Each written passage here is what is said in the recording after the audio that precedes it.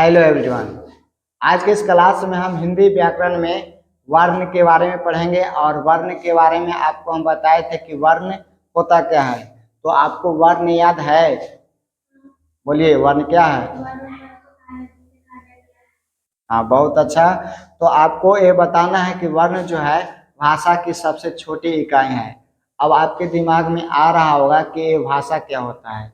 तो भाषा मन की बातों को व्यक्त करने का माध्यम है। भाषा क्या है? मन की बातों को व्यक्त करने का माध्यम है। और भाषा की सबसे छोटी इकाई को हम क्या कहते हैं? वर्ण कहते हैं। और इसको आप खंड या टुकड़ा नहीं कर सकते हैं।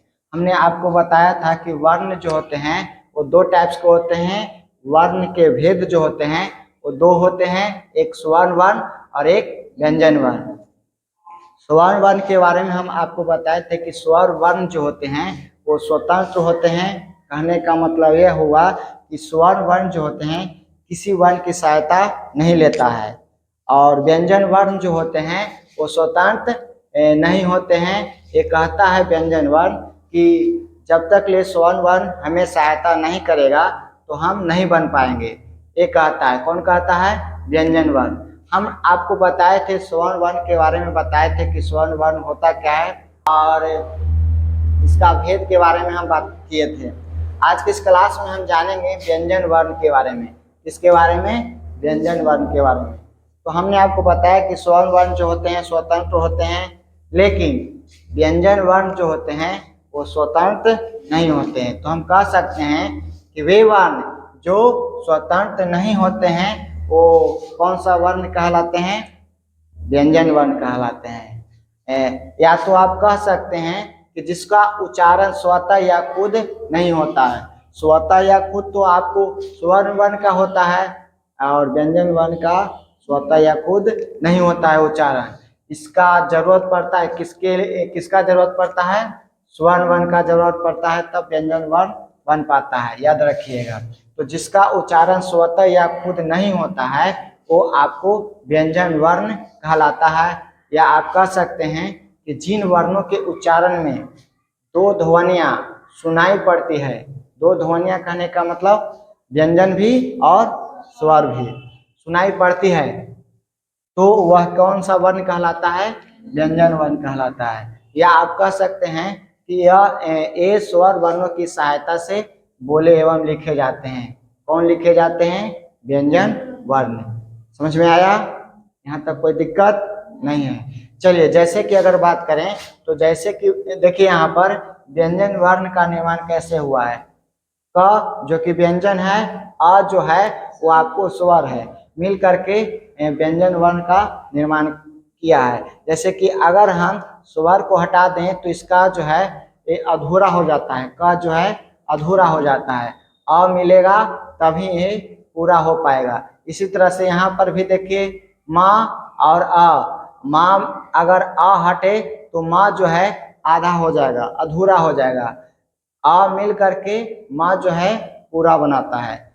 समझ में आया? हमने आपको क्या बताया कि स्वर वर्ण जो होते हैं वो स्वतंत्र होते हैं, व्यंजन वर्ण जो होते हैं स्वतंत्र नहीं होते हैं। ठीक है। व्यंजन वर्ण की सहायता कौन करता है? स्वर्ण वर्ण करता है। और स्वर्ण वर्ण कहता है कि हमें किसी की जरूरत नहीं है। समझ में आ रहा है कि नहीं आ रहा है? चलिए अब बात करते हैं व्यंजन वर्ण के समूह के बारे में। तो व्यंजन वर्ण जो होते हैं वो क, च, ट, त, प वर्ग समूह में होते हैं। किसके समूह में होते हैं? क, च, ट, त, प वर्ग समूह में होते हैं। क वर्ग वाले कौन कौन होंगे? क, ख, ग, घ। और च वर्ग वाले होंगे च, छ, ज, झ। और ट वर्ग वाले होंगे ट, ठ, ड, और त वर्ग वाले होंगे त, थ, द, न। प वर्ग वाले होंगे प, फ, ब, ब, म। यहाँ तक कोई दिक्कत है समझने में? नहीं दिक्कत है। अब चलिए आगे देखते हैं व्यंजन वर्णों का वर्गीकरण, यानी कि व्यंजन वर्णों का वर्गीकरण, यानी कि इसको कितने वर्गों में बांटा गया है। तो चलिए सबसे पहले हम बात करते हैं पहला व्यंजन वर्ण, वो है स्पर्श व्यंजन वर्ण। अब ये स्पर्श व्यंजन वर्ण होता क्या है? तो जिन व्यंजन वर्णों का उच्चारण करते समय वायु की टकराहट कंठ, तालु, मूर्धा, दंत और ओष्ठ को छूती हुई निकले, वो कौन सा वर्ण कहलाएगा? स्पर्श व्यंजन वर्ण कहलाएगा। कौन सा वर्ण कहलाएगा?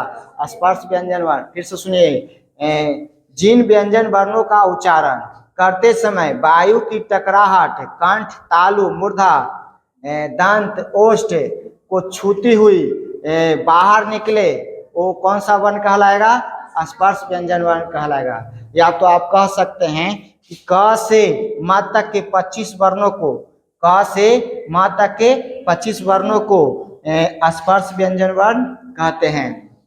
चलिए अब हम जान लेते हैं स्पर्श व्यंजन वर्ण की उच्चारण स्थान। यहाँ से आपको क्वेश्चन पूछेगा कि क का उच्चारण स्थान कौन सा है, ख का उच्चारण स्थान कौन सा है, ट का उच्चारण स्थान कौन सा है। इससे क्वेश्चन पूछा है, अब बनाए हैं या नहीं बनाए वो तो बात की बात है, लेकिन इससे क्वेश्चन पूछा है। इससे लगभग में 3-4 को क्वेश्चन पूछ ही देता है, 2-3 को तो पूछ ही देता है। तो ध्यान से दीजिए, देखिएगा कि अगर आपसे पूछा जाए कि ट का उच्चारण स्थान कौन सा है, तो आपको जानिएगा तब ना वहां पर बनाइएगा। तो ध्यान रखिएगा, जान रहे हैं हम क्या जान रहे हैं? स्पर्श व्यंजन वर्ण की उच्चारण स्थान।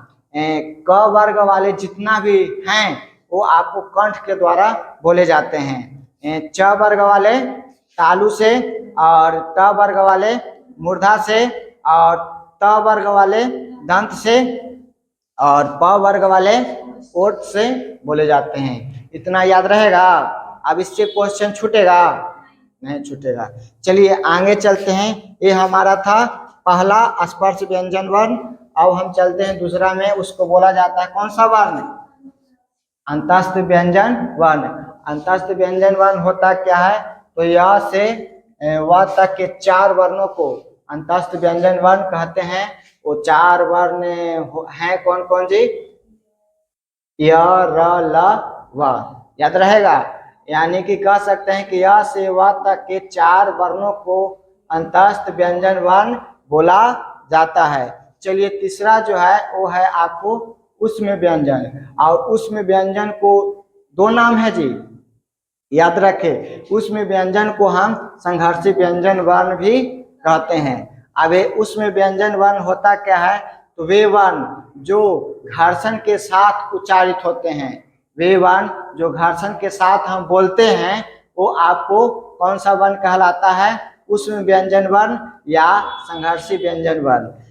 इसकी संख्या जो होती है 4 होती है। और ये जो होते हैं तालब सा, इसको कौन सा बोलते हैं?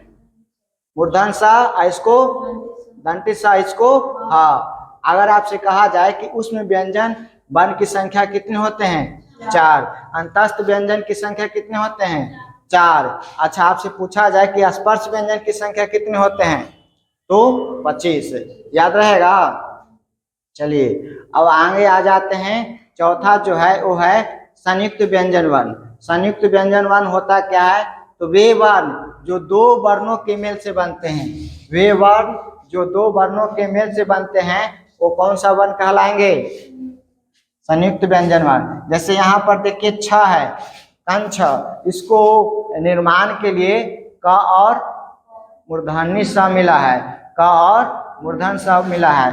त्र है तो त्र का निर्माण करने में त और र मिला है। ज्ञ है जो ज्ञ का निर्माण करने में ज और य मिला है।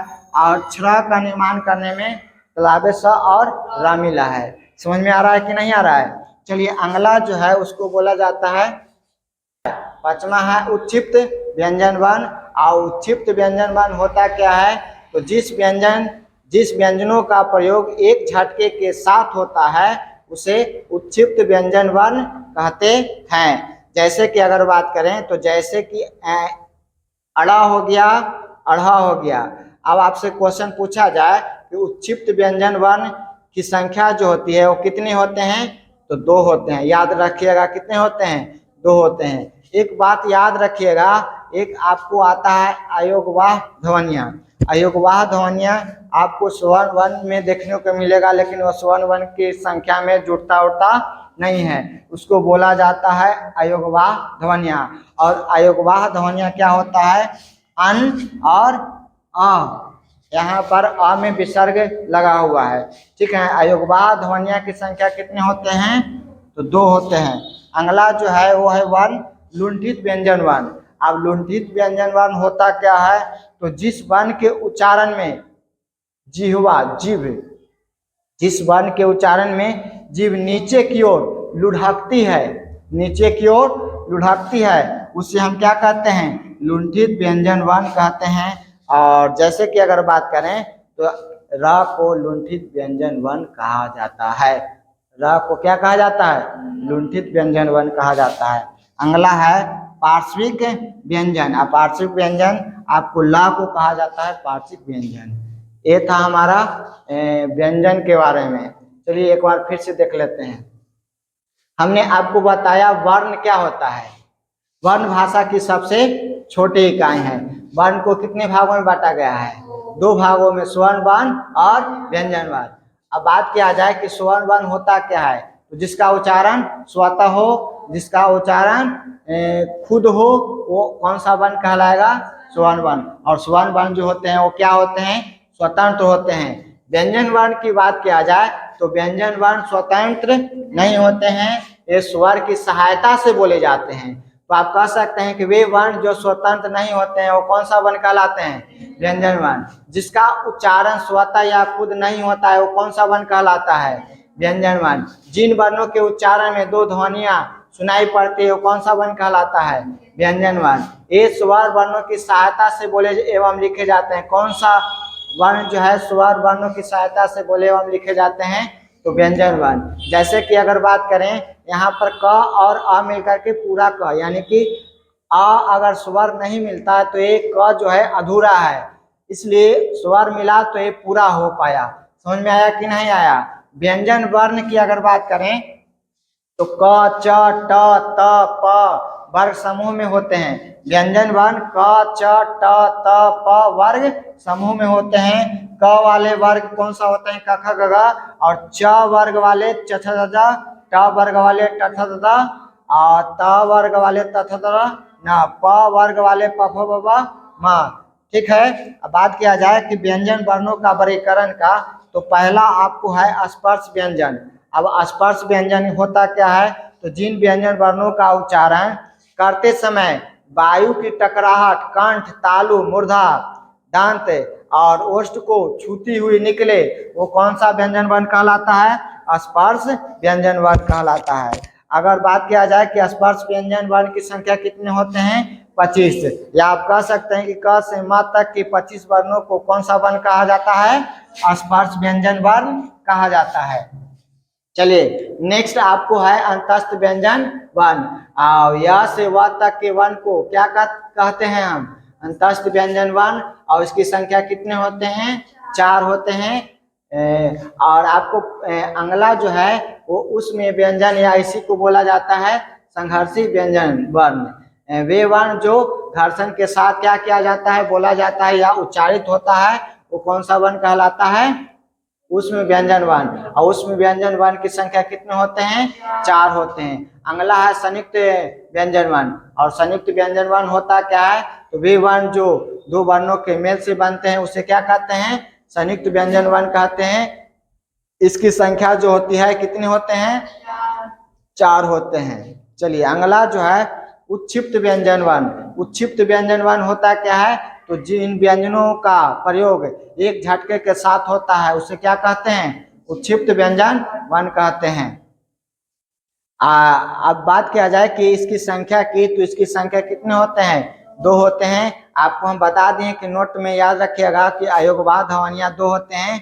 अन और अ में लगा हुआ विसर्ग को कहा जाता है अयोगवाह ध्वनियां। इसकी संख्या जो होती है 2 होते हैं। और अगला जो है वो लुंठित व्यंजन वर्ण है। और जिस वर्ण के उच्चारण में जीभ नीचे की ओर लुढ़कती है उसी को हम क्या बोलते हैं? लुंठित व्यंजन वर्ण कहते हैं। और ये जो होते हैं र को लुंठित व्यंजन वर्ण कहते हैं। अगला जो है पार्श्विक व्यंजन। और ला को क्या कहा जाता है? पार्श्विक व्यंजन वर्ण कहा जाता है। बताइए इतना समझ में आपको आया? चलिए अब हम जानते हैं वर्णमाला के बारे में। वर्णमाला के बारे में कि वर्णमाला होता क्या है। तो वर्णों के क्रमबद्ध रूप को क्या कहा जाता है? वर्णमाला कहा जाता है। याद हुआ? वर्णों के क्रमबद्ध रूप को क्या कहा जाता है? वर्णमाला कहा जाता है। अगर बात किया जाए कि वर्णमाला की कुल संख्या की, तो अगर आपसे क्वेश्चन पूछा जाए कि वर्णमाला में कितने वर्ण होते हैं, तो वर्णमाला में कुल जो है 52 वर्ण होते हैं। वर्णमाला की कितनी संख्या होती है? तो 52। तो याद रखिएगा, इसकी कुल संख्या 52 होती है। और 52 कौन कौन होते हैं, चलिए जानते हैं। स्पर्श व्यंजन वर्ण हम जाने ना, स्पर्श व्यंजन वर्ण, उसमें वर्णों की संख्या क्या थी? 25। अंतस्थ व्यंजन वर्ण के बारे में बताए हैं, उसकी संख्या कितने होते हैं? 4। उसमें व्यंजन वर्ण के बारे में बताए हैं, उसकी संख्या कितने होते हैं? 4। संयुक्त व्यंजन वर्ण के बारे में आपको बताए हैं, उसकी संख्या कितने होते हैं? 4। उत्क्षिप्त व्यंजन वर्ण के बारे में हम आपको बताए हैं, उसकी संख्या कितने होते हैं? 2। अयोगवाह ध्वनियों के बारे में बात किए हैं, उसकी संख्या 2। और स्वर्ण वर्ण की संख्या कितने होते हैं? 11। टोटल मिलकर के हुआ 52। समझ में आया कि नहीं आया? तो ये हमारा टॉपिक था वर्ण विचार का। ये चैप्टर हमारा क्या हो गया? खत्म। चलिए।